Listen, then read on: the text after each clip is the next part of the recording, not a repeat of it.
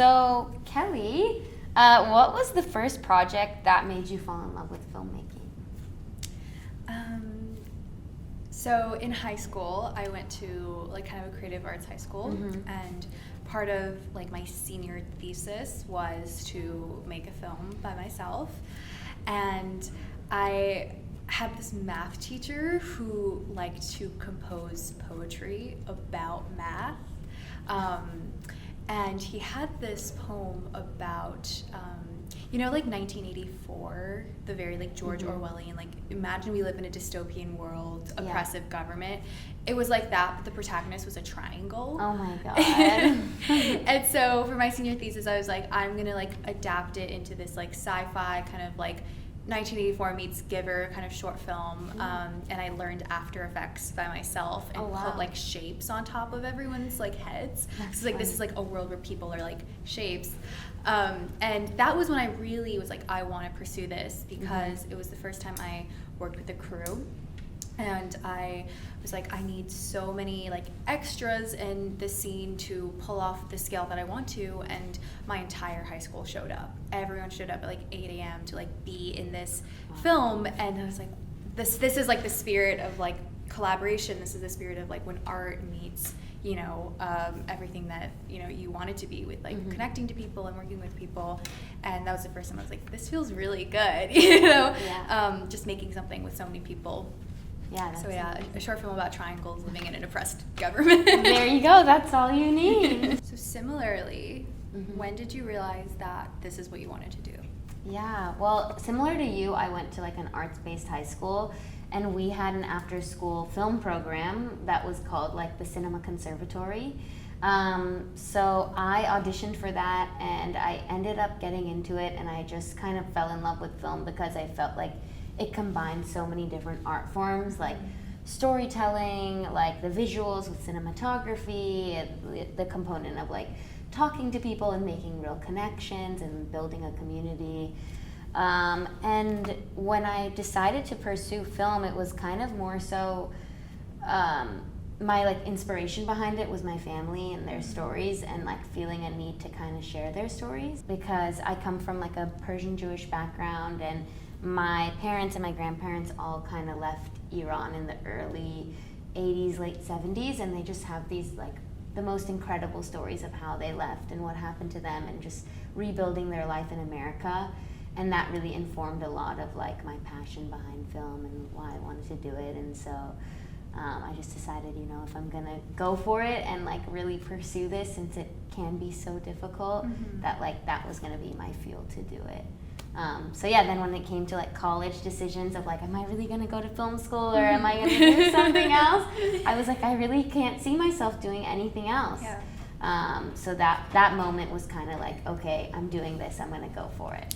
Totally. It's kind of like every different art form is a way to tell a story, like whether it's music or photography or writing, but then filmmaking is like the most powerful because it's everything. Like you have all these different mediums to be able to do that. Exactly. It's so immersive, and two, like I feel like it's one of the few art forms that does have that collaboration element to it. Like you're not just isolated on your own making this thing, like you get to do it with a group of people.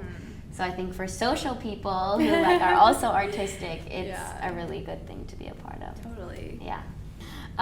So if you could only use one color scheme for the rest of all of your projects, what would it be and why? Oh my gosh. It rides the fine line between millennial pink and salmon pink. Love it, love it, love it. Yeah, I think maybe because like growing up, like pink is always like, oh, like you like pink. And that's probably why I like started putting it in films, whether like in title text or just finding ways. But I love kind of like the muted pastels of, the millennial pink, salmon pink. I'm a huge fan of just like dispersing color throughout a film, and then also kind of keeping it cohesive with like text and even with like end credits too. I think it adds a little like circle. Totally. It's like a fun little element you can add to a film that just like gives it that much more personality. I like millennial pink. That's a good one. Or maybe Gen Z pink. Gen Z pink, Gen X. what is the best advice you've received related to filmmaking?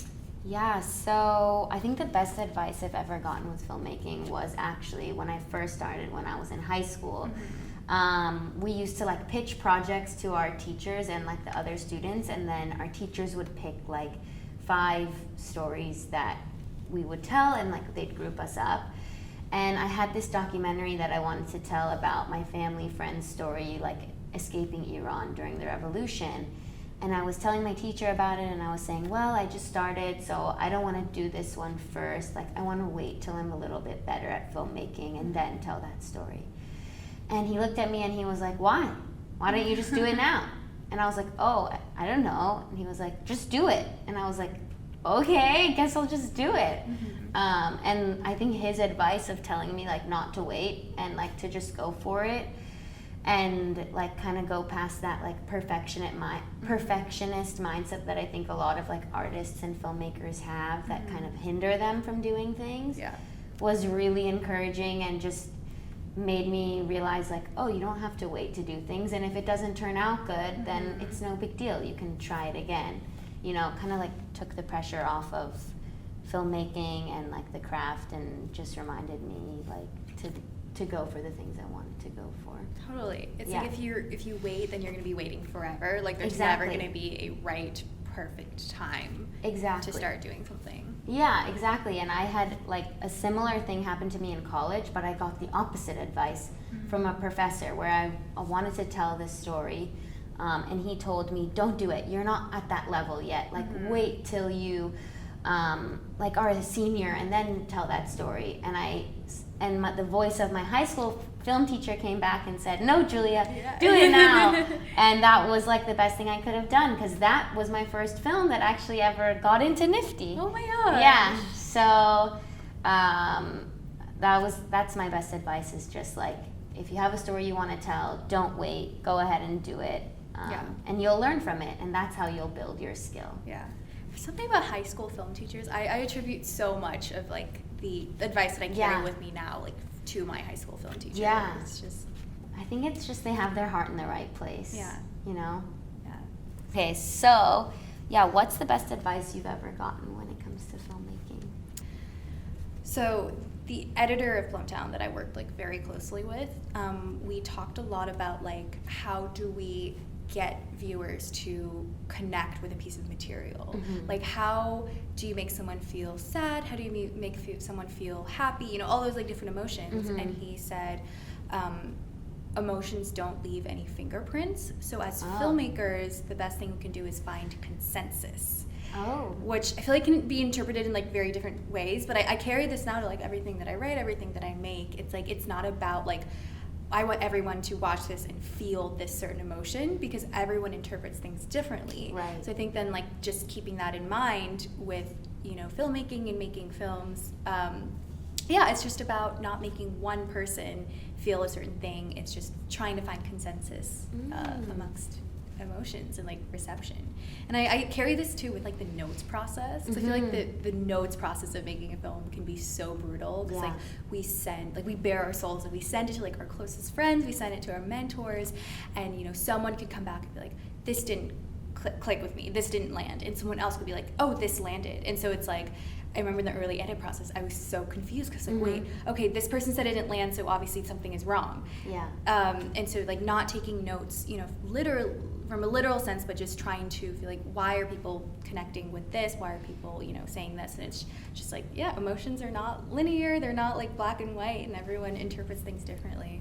When you do get those notes right, that it's like some people say this, some people say that, like how do you know like what notes resonate with you and your story, and how to kind of stay true to your original vision? Yeah, I think it's just like asking yourself, like, what do I actually want to say? Right. So like if someone like in this scene is like, this bumped for me because by having the character stare straight into the camera, like made me feel really, like it made me feel X, Y, and Z. It's like taking a step back and be like, okay, what am I trying to say with this scene? Like, why is the character looking into the camera? And then if the answer is like, I want that feeling to be jarring. Like I want it to be like, this is new information that the character just learned, and like this is what I want to achieve. I think like staying true to like the macro instead of like the micro. Totally. But yeah, the notes are hard. It's They're like so it's hard. yeah, it's like it's hard to not take people's opinions and thoughts personally. Oh yeah, it's so difficult. Yeah, it's just like, I think, yeah, definitely like keeping the macro in mind over like the micro. Yeah, that's great. I love it. It's Yeah. such good advice.